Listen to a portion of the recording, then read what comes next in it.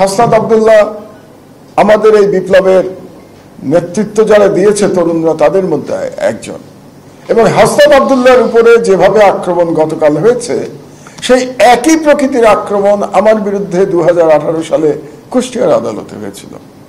আমারটা আরো বড় আকারে হয়েছিল, সেটা আপনারা সবাই জানেন। আমি নিজের সম্পর্কে খুব বেশি কথা বলতে পছন্দ করি না, আমি ব্যক্তিগত বিষয় নিয়ে আলোচনা করি না বললেই চলে। তো হাসনাত আব্দুল্লাহর উপরে যারা আক্রমণ করেছে, যে ফ্যাসিস্টরা আক্রমণ করেছে, সে একই ফ্যাসিস্টরা কিন্তু 2018 সালে আমার বিরুদ্ধে আদালত চত্বরে আক্রমণ করেছিল। সেদিন আমি প্রাণে বেঁচে গিয়েছিলাম। তো হাসনাত আব্দুল্লাহ তিনিও বেঁচে গেছেন গতকাল। তার মানে বোঝা যাচ্ছে যে ফ্যাসিস্ট শক্তি এখনো বাংলাদেশে আছে।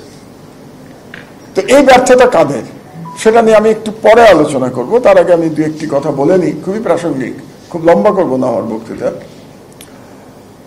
যে সেদিন যে আক্রমণ হয়েছিল আমার উপরে 2018 সালে, সেই আক্রমণের প্রধান নির্দেশদাতা কে ছিলেন?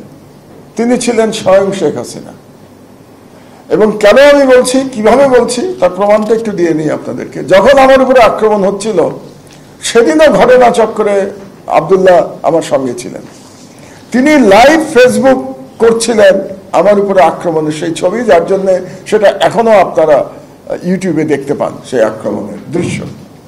এবং আক্রমণ চলাকালীন তখন বিএনপি অফিসে, বিএনপির যে চেয়ারপারসনের অফিস গুলশানে, সেখানে সম্ভবত একটি তাদের দলীয় সভা চলছিল এবং সভায় সভাপতিত্ব করছিলেন দলটির মহাসচিব মির্জা ফখরুল আলমগীর।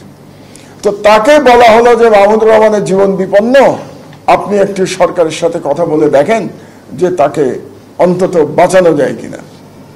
তিনি তৎকালীন সেই ফ্যাসিস্ট সরকারের স্বরাষ্ট্রমন্ত্রী আসাদুজ্জামান কামালকে ফোন করেছিলেন। ফোন করে তিনি যখন বললেন যে মাহমুদুর রহমানকে কি আপনারা মেরে ফেলবেন আজকে, তাকে তো বাঁচাতে হবে, আসাদুজ্জামান কামালের জবাব ছিল, এখানে আমার কিছু করার নেই, এটা উপরের নির্দেশ। তার মানে হচ্ছে আসাদুজ্জামান কামাল, যিনি ফ্যাসিস্ট সরকারের মন্ত্রী ছিলেন, তিনি স্বীকার করে দিচ্ছেন যে আমার উপরে আক্রমণের নির্দেশদাতা ছিল স্বয়ং শেখ হাসিনা, কাজেই সেখানে আসাদুজ্জামান কামালের কিছু করার নাই। দ্বিতীয় আরেকটা অভিজ্ঞতার কথা বলি আপনাদের জানার জন্য, কারণ ফ্যাসিস্ট শেখ হাসিনার চেহারা চরিত্র জাতি বোঝা উচিত। আমার ধারণা জাতির সব অংশ এখনো বোঝে নাই, যে কারণে আমরা এখনো বক্তব্য দিতে গিয়ে শেখ হাসিনা আমলের সাথে অন্য আমলের তুলনা করি। আমরা বলি যে অন্য আমলেও মিডিয়ার প্রতি আক্রমণ হয়েছে।